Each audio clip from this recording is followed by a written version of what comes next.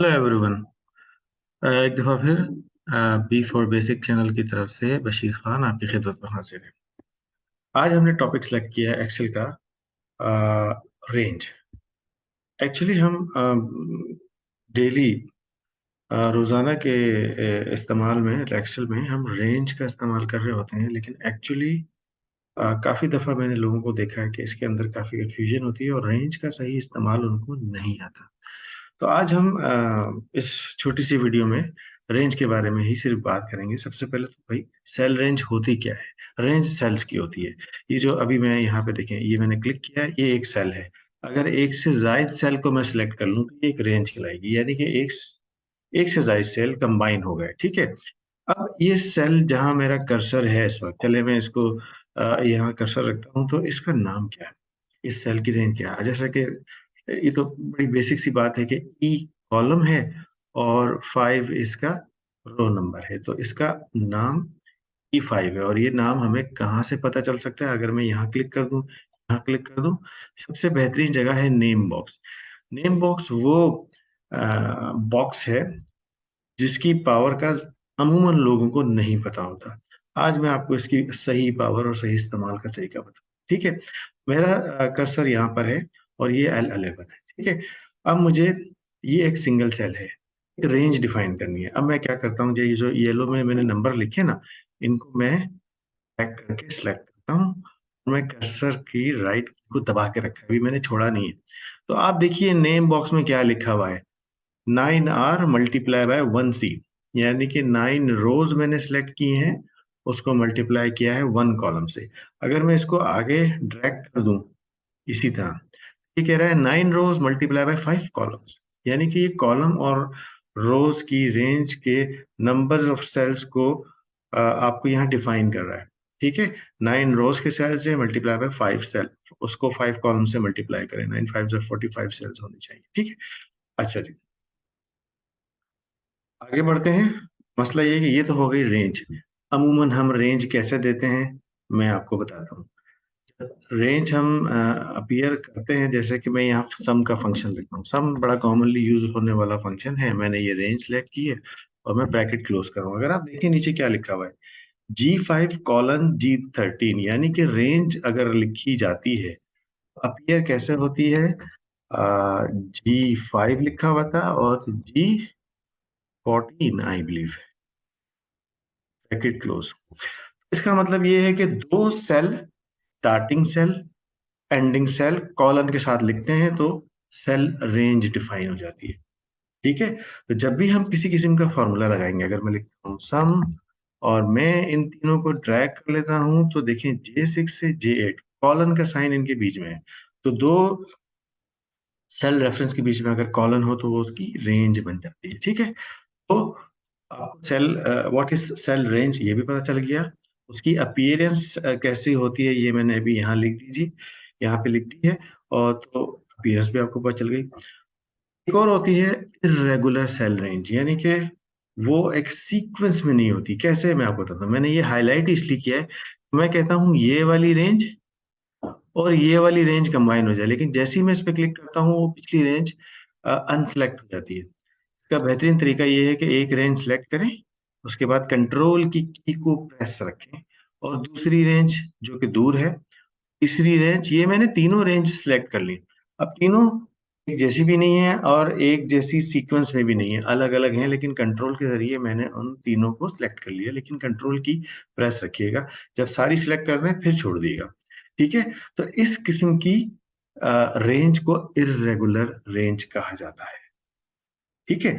अब मैं इन सब का सम निकालता हूं, मैं इस सेल के अंदर लिखता हूं इक्वल्स टू सम, लेकिन मैं काम करूंगा इरेगुलर सेल पे। कैसे? सबसे पहले तो मैंने ये ड्रैग किया, फिर मैंने कंट्रोल दबाया, ये भी ड्रैग कर दिया और ये भी ड्रैग कर दिया। देखें क्या हुआ, आप देखें ब्रैकेट मैंने क्लोज की, यहाँ पे जो आपको नजर आ रहा है G5 से G13, इन दोनों के दरमियान कॉलन है, उसके बाद कॉमा लिखकर एक और सेल आ गई I9 कॉलन I10, एक कॉमा लिखकर एक और सेल आ गई जी J6 to J8। इसका मतलब हम मल्टीपल रेंज को सिलेक्ट कर सकते हैं कॉमा देकर, और एक रेंज के बीच में कॉलन का साइन आएगा, ठीक है? तो इस तरह हम इरेगुलर रेंजेस बना सकते हैं। जनाब इरेगुलर रेंज भी हो गया। अब बात करते हैं कि जो cell range within formula कैसी होती है। एक्चुअली तो मैंने सेल रेंज जो दिखाई है विद इन फार्मूला वो यही है जो आपके सामने लिखी है। मैं इसको थोड़ा सा हाईलाइट कर देता हूँ ताकि आपको और प्रोमिनेंटली नजर आए। ये सेल रेंज है जो कि ब्रैकेट के बीच में आती है। ठीक है, अभी हम रेंज कर्सर से सिलेक्ट कर रहे हैं और हम इसको मैनुअली भी टाइप कर सकते हैं। अभी आपको जो चीज नजर आई है वो सेल रेंज, अपीयरेंस, इरेगुलर और फॉर्मूले के अंदर रेंज कैसे दी जा सकती है। ये तो बड़ी बेसिक सी चीज है, यहाँ तक तो हर कोई जानता है, तकरीबन सभी लोग यूज करते होंगे और शायद इरेगुलर रेंज को भी पहचानते होंगे। लेकिन जो आखिरी आइटम है इस लिस्ट का वो है सबसे पावरफुल, नेम रेंज। जैसा कि मैंने आपसे कहा था जो कोने पे में ये जो बॉक्स बना हुआ है, ठीक है, जिसको नेम बॉक्स कहते हैं, इसका इस्तेमाल कैसे किया जा सकता है। आइए आपको नेम रेंज का इस्तेमाल और तरीका समझाऊं। मेरे पास एक सेल्स का डेटा है, इसमें सेल्स के लोगों के नाम लिखे हुए हैं और मई, जून, जुलाई, अगस्त, यानी कि 4 नंबर्स लिखे हुए हैं। हम इसको अज्यूम करते हैं कि ये सेल्स है। ठीक है, अब मैं चाहता हूं कि इस रेंज का पूरा डेटा लेकर के यहाँ सम करूँ। एक तरीका तो यह है कि मैं वही करूं जो मैं करता आ रहा हूँ, इक्वल्स टू सम ब्रैकेट, और मैं वही एक एक्सरसाइज करूं रेंज सिलेक्शन की। और उसमें कभी कभार बड़ी भी रेंज हो गई, छोटी रेंज हो गई तो प्रॉब्लम्स रहती हैं। मैं वापस आके इस रेंज को सिलेक्ट करता हूँ, एक एक करके जाता हूँ। ये मेरे पास कोई 18 के करीब रिकॉर्ड है। फर्स्ट करें अगर ये 2000 रिकॉर्ड होते तो मैं रेंज को ड्रैग करता हुआ कहाँ तक लेके जाता। ये मैंने जो है वो सम लगा दिया है। थोड़ा सा इसके सेल को वैल्यू को छोटा करता हूँ तो वैल्यू आ जाएगी। इसमें से जीरो भी हटा देता हूँ और थोड़ा सा इसको बड़ा करता हूँ ताकि आप लोग देख सकें। ठीक है, अब इसको मैं ड्रैग करूंगा, सारे काम हो जाएंगे। लेकिन क्या हुआ कि मुझे मैनुअली पूरी रेंज सेलेक्ट करनी पड़ी। अब अगर मैं कहूँ कि मई और जून के डेटा को ऐड कर दें, आप दोबारा से अगर मैं कहूँ मई और अगस्त के डेटा को ऐड कर दें, आप दोबारा से वही सब कर रहे होंगे। लेकिन इसका एक और तरीका भी है, नेम बॉक्स का इस्तेमाल, नेमिंग का इस्तेमाल। वो कैसे? देखिए, मैं कहता हूं कि मुझे बार बार मई की सेल्स पे काम करना है। मैंने मई की पूरी सेल्स को सिलेक्ट कर लिया। मैंने मई की पूरी सेल को सिलेक्ट कर लिया और ये करने के बाद मैंने देखा कि नेम बॉक्स खाली हो गया। हालांकि मैंने रेंज सेलेक्ट की लेकिन ये मुझे कुछ भी नहीं दे रहा। उसकी एक वजह है, क्योंकि एक रेंज सेलेक्ट हो गई, इसको इस रेंज का नाम नहीं पता। मैं इस रेंज का नाम दे देता हूँ, इस रेंज का नाम दे देता हूँ मई, लिख देता हूँ। मई का डेटा है, मई लिख दिया, MAY। ठीक है, कुछ भी लिख सकता हूँ मैं, A, B, A1, B1, अपना नाम लिख सकता हूँ, कुछ भी लिख सकता हूँ जो कि बता सके मैंने एक्चुअली जो रेंज सेलेक्ट की है उसका नाम दे दिया। ये करके मैंने एंटर प्रेस करना बहुत जरूरी है। जैसे ही मैंने एंटर प्रेस करके बाहर आऊंगा, ये नॉर्मल हो जाएगा। अब मैं दोबारा इसको अगर सिलेक्ट करूँ, जैसे ही मैं सिलेक्ट करूंगा आप देखिएगा नेम बॉक्स में उसका नाम ऑलरेडी शो कर रहा है, क्योंकि नेम बॉक्स का काम यही है, जो आप रेंज सेलेक्ट करें उसका एक नाम रख दें। है ना मजे की चीज? यही काम मैं करता हूँ जून के साथ। ठीक है, जून की पूरी रेंज सेलेक्ट करता हूँ और इसका नाम रख देता हूँ JUN, एंटर। यही काम मैं जुलाई के साथ करता हूँ। एक दफा मुझे रेंज सेलेक्ट करनी पड़ेगी लेकिन बाद में जब इसको मैं इस्तेमाल करूंगा तो मुझे रेंज नहीं देनी पड़ेगी, इसके नाम से ही इस्तेमाल कर लूँ। जैसे आइए देखते हैं, ये मैंने सेलेक्ट किया और ये है अगस्त का डेटा। ठीक है, तो मैंने 4 रेंजेस बना ली हैं और चारों रेंजेस को नाम दे करके सेव कर दिया। अब मैं दोबारा से जिस तरह मैंने ये टोटल किया है ना सारा सम लगा करके, मैं सम का फंक्शन यहाँ लगाऊंगा अलग और लिखूंगा equals to SUM sum, bracket open, मई की सेल और मई की रेंज। मैंने MAY लिखा। MAY की रेंज आप लेफ्ट साइड पे देखें, ये ऑलरेडी सिलेक्ट नजर आ रही है। अब मुझे सिलेक्ट करने की जरूरत नहीं है। ब्रैकेट क्लोज की, मई लिख के एंटर कर दिया, वैल्यू आ गई 103358। यहाँ भी वैल्यू थी 103358।